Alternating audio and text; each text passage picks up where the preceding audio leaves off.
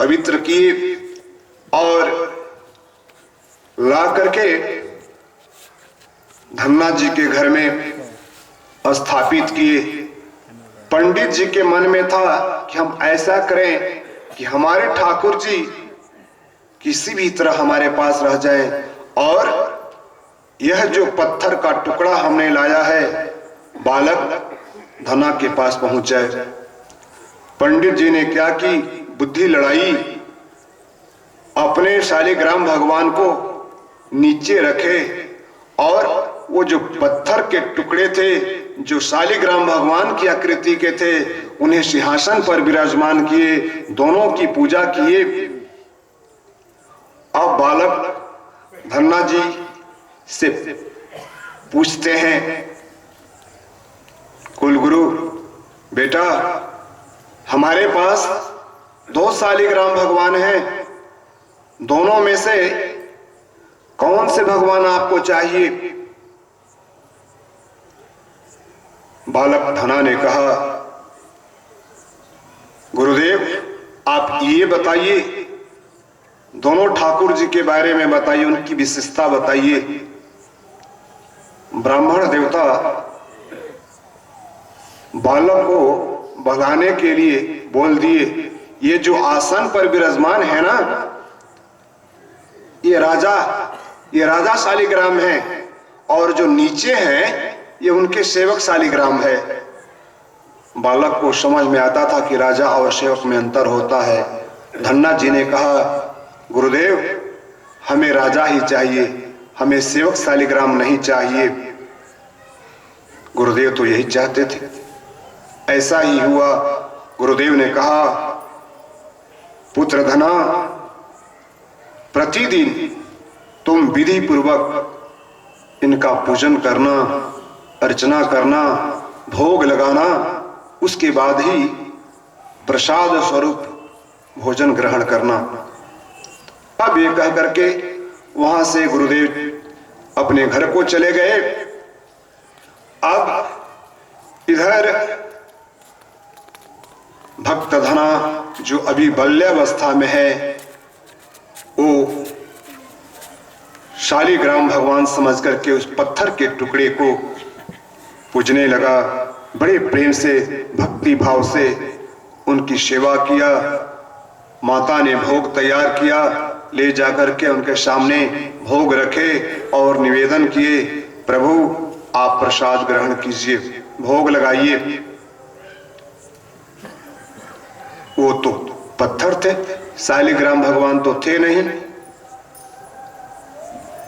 जा करके वो नन्हा सा बालक धन्ना निवेदन करता है शालिग्राम भगवान से, प्रभु आप भोग लगाइए।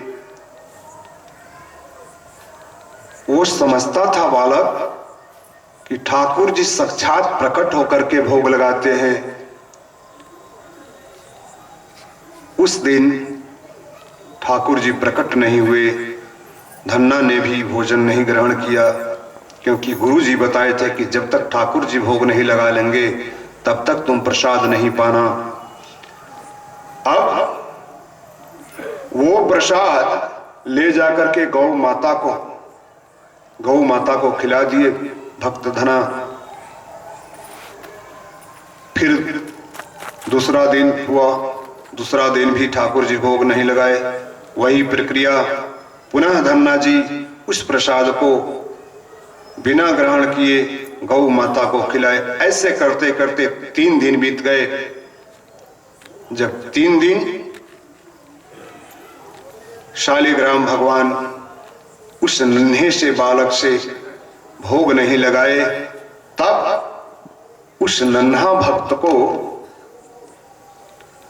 ऐसा मन में भाव आया कि हम कितने पापी हैं। हमारे गुरुदेव हमसे कह करके गए थे कि आप प्रतिदिन ठाकुर जी को भोग लगाना और उसके बाद ही प्रसाद पाना। हमारा जीवन व्यर्थ है, हमारे हाथ से ठाकुर जी प्रसाद नहीं ग्रहण कर रहे हैं, अब हमें नहीं जीना है। उसके मन में ऐसा अनुराग आया, जैसे ही वो प्रणाम करना चाहता था उस पत्थर से ठाकुर जी प्रकट हो गए उसके हाथ को पकड़ लिए, बोले पुत्र धना, तुम अपना प्राण मत दो, मैं तेरे भोलेपन से अति प्रसन्न हूं। लाओ हम प्रसाद ग्रहण करते हैं। माता जी ने 4 बाजरे की मोटी मोटी रोटी और साग प्रसाद स्वरूप बनाई थी। जब 2 रोटी ठाकुर जी पा गए, प्रकट होकर के, साक्षात प्रकट होकर के, तीसरी रोटी पाने लगे, वो भी पा गए। जब अब तो ठाकुर जी भाव में विभोर है, भक्त के भाव को देख करके विभोर है। जैसे ही चौथी रोटी पाने लगे, धन्ना जी ने पूछा, प्रभु आप तो सयाने हो, हम बालक हैं, हम 3 दिनों से बिना कुछ खाए पिए हैं, प्रभु हमारे लिए भी कुछ छोड़ो। भगवान को ध्यान आया हो, भगवान भोग लगा करके अंतर ध्यान हो गए। उसके बाद प्रतिदिन भक्त धना ठाकुर जी को भोग लगाता। ठाकुर जी साक्षात प्रकट होकर के भोग स्वीकार करते। एक दिन ठाकुर जी ने धन्ना जी से कहा, धन्ना, मैं ऐसे निठल्ला बैठ करके तुम्हारे प्रसाद को ग्रहण नहीं करूंगा, हमें कुछ काम दो। धन्ना, हमें काम दो। बालक धना ने कहा, भगवान आप हमारे इष्टदेव हैं, हम आपसे काम कैसे कराएंगे, हम आपसे काम नहीं करा सकते। ठाकुर जी ने कहा, देखो द्वापर में हम गैया चराते थे और गौ माता की सेवा करना और गो चारण करना मेरा सबसे प्रिय काम, इसलिए तुम्हारे घर में जितनी गायें हैं उन गायों को मैं नित्य चराया करूंगा। प्रेमी सज्जनों, यह इसी कलयुग की घटना है और बहुत वर्षों पहले की नहीं है, करीब करीब 500-600 वर्ष पहले की ही ये घटना है। अब ठाकुर जी नित्य भक्त धना की गायें चराते। धना जी भोजन लेकर के जाते, ठाकुर जी और वो भक्त धना दोनों प्रसाद ग्रहण करते। धीरे धीरे भक्त धना बड़ा हो गया, साधु संतों की सेवा में, गौ सेवा में, ब्राह्मणों की सेवा में भक्त धना का मन इतना रमा कि जब कभी संतों की टोली को देखता धना उसे आग्रह पूर्वक, महात्माओं की टोलियों को आग्रह पूर्वक अपने घर में लाता और उनकी सेवा करता, भोग लगवाता, बड़े प्रसन्न होता। अब संतों की सेवा, ब्राह्मणों की सेवा इतनी ज्यादा भक्त धना करने लगे, उनके पिता ने एक दिन कहा, पुत्र हम किसान ठहरे और तुम प्रतिदिन संतों की भंडारा कराते हो, ब्राह्मणों की भंडारा कराते हो। पुत्र हमारे पास साधन सीमित है, इसलिए महीना में कभी कभार करा दिया कोई बात नहीं, लेकिन अब रोज कराएगा तो धन कहां से आएगा। इसलिए ऐसा करो, यदि तुम्हें संतों की सेवा का, भंडारा का, ब्राह्मणों को भोजन पवाने का इतना ही शौक है, तुम काम करो, अपनी कमाई से संतों की सेवा करो, ब्राह्मणों की सेवा करो। आज धन्ना का दिल दुख गया। धन्ना ने मन में ठान लिया, आज के बाद हम एक्स्ट्रा परिश्रम करेंगे, लेकिन संतों की सेवा में, ब्राह्मणों की सेवा में कहीं कोई कमी नहीं आएगी। पिताजी ने कहा, जाओ खेत में गेहूं बोना है, गेहूं बो करके आओ। अब गेहूं का बीज लेकर के चले हैं धन्ना जी। बीच रास्ते में संतों की टोली मिल गई। अब संतों को प्रणाम किया है, राधे राधे बोला है भक्त धना। संतों ने आशीर्वाद दिया। संतों से प्रश्न किया, बाबा आप लोग कहाँ जा रहे हो? उन महात्माओं ने कहा, हम लोग भक्त धना के घर जा रहे हैं। सुने हैं भक्त धना साधु संतों की, ब्राह्मणों की, गायों की बहुत सेवा करता है। धना ने प्रश्न किया, क्या आप लोग, बाबा क्या आप लोग धना को पहचानते हो? महात्माओं ने कहा, नहीं हम लोग धना को पहचानते तो नहीं है, लेकिन धना के बारे में बहुत सुनते हैं। धना बहुत संत प्रेमी है, ब्राह्मण प्रेमी है। धन्ना ने निवेदन किया, भगवान मैं ही धना हूं।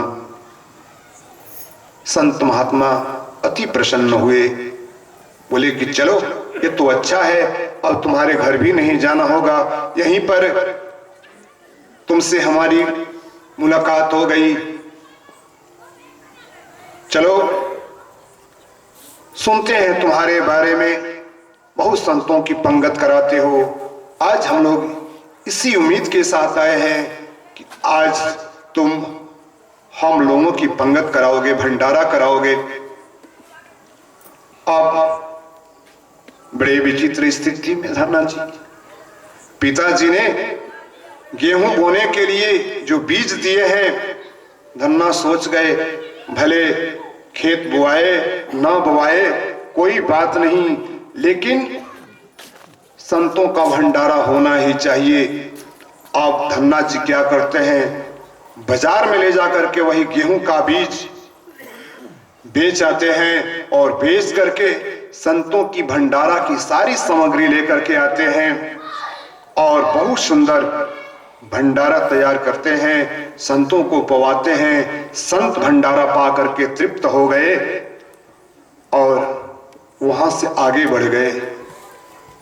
अब उनका खेत बिन बोए रह गया। धन्ना जी ने मन में विचार किया, यदि मैं बिना बोए खेत चला जाऊं, अगल बगल के किसानों ने यदि हमारे पिताजी को बता दी ये बात कि धन्ना ने आपका खेत नहीं बोया, घर में जाएंगे डांट पड़ेगी, फटकार पड़ेगी। इसलिए धन्ना जी ने क्या किया, भगवान श्री हरि का स्मरण किया और नदी के तट पे, जिस नदी के तट पर संतों का भंडारा कराया था, वहां से बालू भर भर करके अपने खेत में ले गया है और पूरा छींटता है, चारों तरफ छींट देता है। ये दिखाने के लिए, अपने पिता को दिखाने के लिए कि हमने खेत बोया, अब बीज उगा कि नहीं उगा इसमें मेरी क्या गलती। 2-4 घंटा तक छिटता रह गया बीज। अब इधर से लौटा है धना अपने घर को। पिताजी ने प्रश्न किया, बेटा धना गेहूं बो दिए? हाँ हाँ पिताजी बो दिए।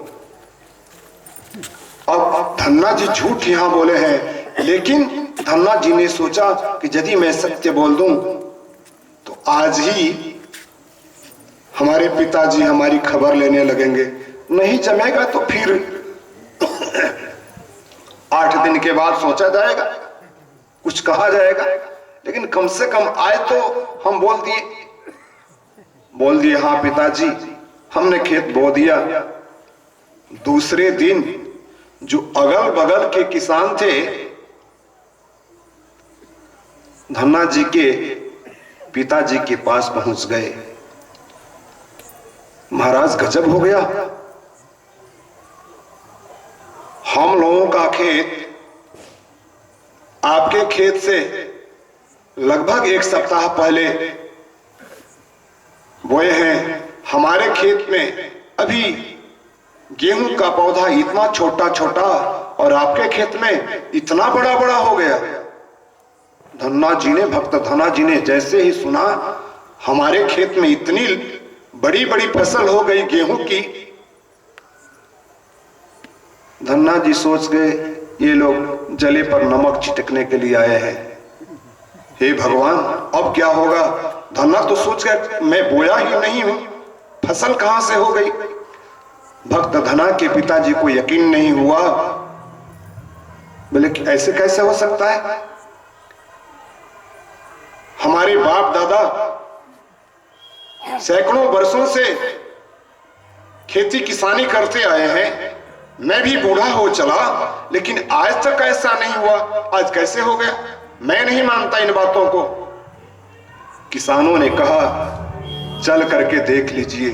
अब जो अगल बगल के 2 4 5 किसान थे और भक्त धन्ना जी के पिताजी जैसे ही खेत में पहुंचते हैं, क्या देखते हैं? उनकी फसल, गेहूं की फसल इतनी लहलहा रही है, इतनी लहलहा रही है। धन्ना जी के पिताजी ने कहा, बाकी किसानों ने कहा, आज तक इतनी सुंदर फसल, आज तक इतनी सुंदर फसल न इस खेत में कभी उगी है, न हम लोगों के खेत में उगी है। गांव जवार में ऐसी सुंदर फसल कभी उगी ही नहीं।